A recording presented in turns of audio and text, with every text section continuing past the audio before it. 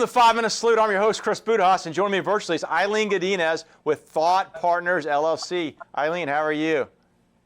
I'm great, Chris. How are you? Thanks for having me. No, it's great. No, thanks for being on. And this is a part of our first of our series. You're the first one, so I'm like, who am I going to have on for the first interviewee? It's going to be Eileen, where we're going to talk to military spouses, because in my opinion, after being married to Amaret for the last 32 years, military spouses sacrifice, if not the same, if not more, to take care of their and support their military spouse. So thanks for your support to add over his career.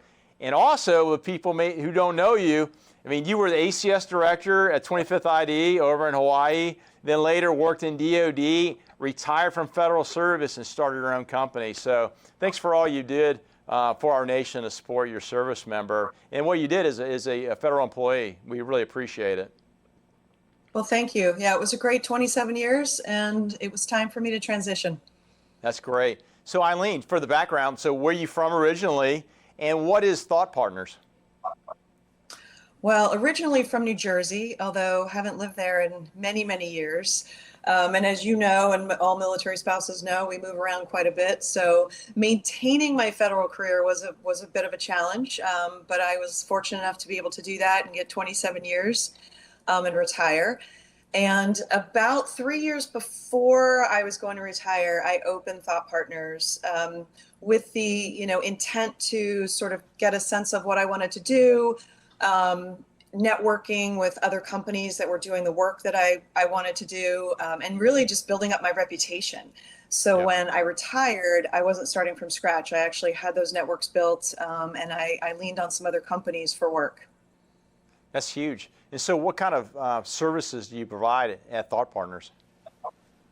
Yeah, so I do facilitation, mostly leadership development, a lot of leadership development courses. I write curriculum, and I'm also an executive coach with the International Coaching Federation. So I typically combine those three skills in a lot of the work that I do. And there's a lot of work out there in that space, so I'm very fortunate. No, that's great. And so for folks that are out there, either in the nonprofit space or the for-profit space, why would they want to come to somebody like you, Eileen, other than just being an awesome person, the Thought Partners? What's the business proposition or value proposition they're looking at to, bring on a partner like you to help them be a better version of themselves? Yeah, I think, there are a lot of companies out there are struggling with developing leaders within their companies, within their organizations. And so it's critical to have, succession planning, to have developmental planning for their emerging and mid-level folks, so that when they get to higher levels of leadership in the organization, they're successful at it.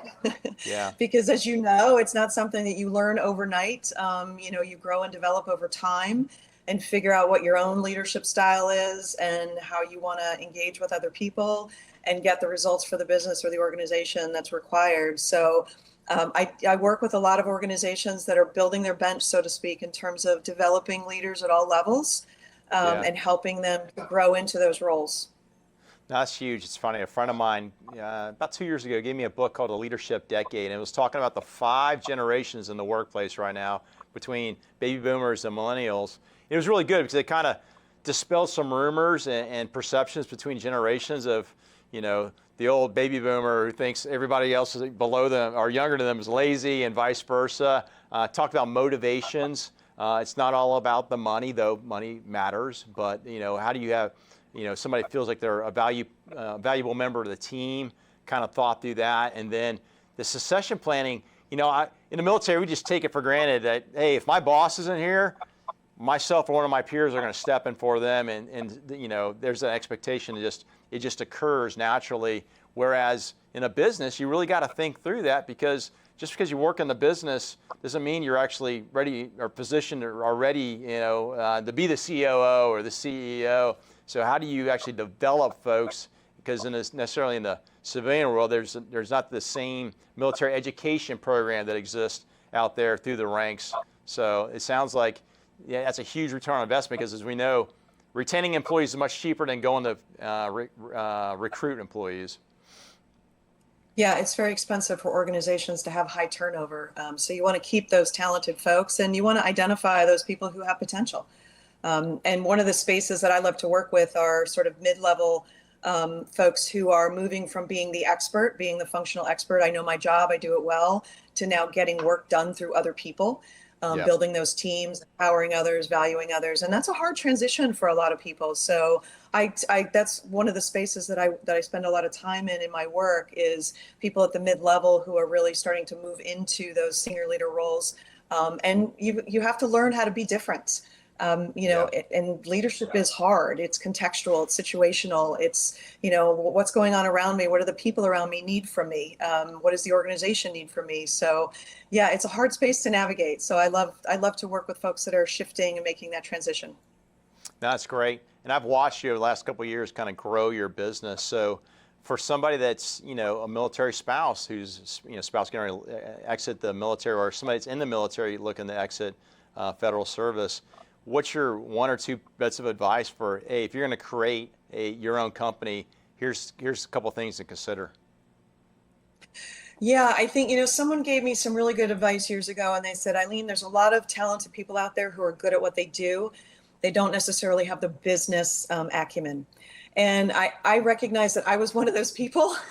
So my business model right now is I do mostly 1099 work. So I get business through other companies that have been doing business development, have a big client base, and they feed me the work. So I'm kind of a subcontractor for them. And I am, over the next 3 to 5 years, I'm working on my women-owned small business status, getting that categorized, and then writing perhaps some of my own proposals and going after some smaller contracts. My intent is not to grow too large. I did this to create space in my life so I can have some more free time. But as you said, I've got a lot of business coming my way through 1099 work, but eventually I want to obtain a couple contracts on my own, and do that until I decide to hang it up for good. Yeah. No, I encourage folks to look you up, look up Thought Partners. How do folks find Thought Partners? I am on LinkedIn under my name, or Thought Partners. I don't have a website. I find that I don't get a lot of business through websites. It's mostly networking and my reputation. But I do a lot of coaching. If you're interested in coaching, I'd be glad to talk to you. Or Absolutely. if you want to, if you've got an organization that needs, some leadership infusion, I can help you with that as well. One of the reasons I like the name of my company is Thought Partners is, I'm a partner in service to you. I'm not the expert in what you do, you are, and I work with a lot of clients who, I can ask good questions, we can explore opportunities, options, and customize wherever they want to go with that. That's great. Well, hey, Eileen, thanks for all you do. Appreciate you coming on. Thanks for your friendship.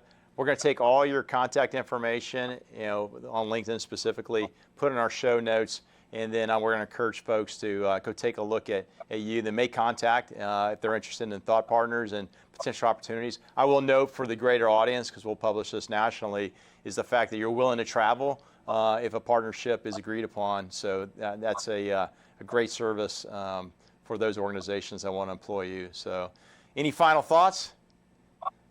No, it's just great to see you, Chris. I appreciate what you're doing. One of the beautiful things about the military, right, is where friendships go on for decades, and we've got connections and friends all over the world. So it's always great to connect with you again. Yes, ma'am. Great talking to you. Thanks for spending time with us. Hey, folks, if you like what you heard, please share us. Connect with Eileen and myself on LinkedIn. We're going to put her contact information in our show notes. And Thought Partners, for an organization, sometimes you need somebody to come in to help make you a better version of yourself, and go to somebody that's got the experience and has done it very well. And the testimony from our former clients will tell you that, the value proposition, what Thought Partners brings to an organization, is both tangible and intangible. If you like what you heard, share us, and then we'll see you at our next segment, and live with gratitude.